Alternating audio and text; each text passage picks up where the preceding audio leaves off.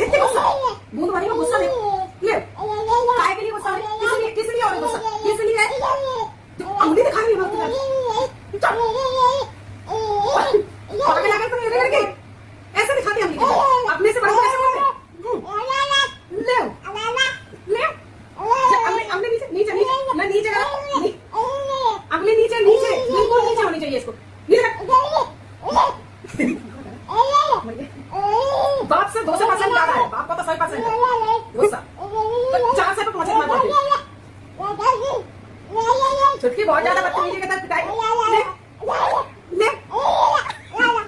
ले नहीं नहीं बिल्कुल कभी नहीं है बहुत ज्यादा तो बहुत ज्यादा बदतमीजी बिल्कुल नहीं बिल्कुल नहीं है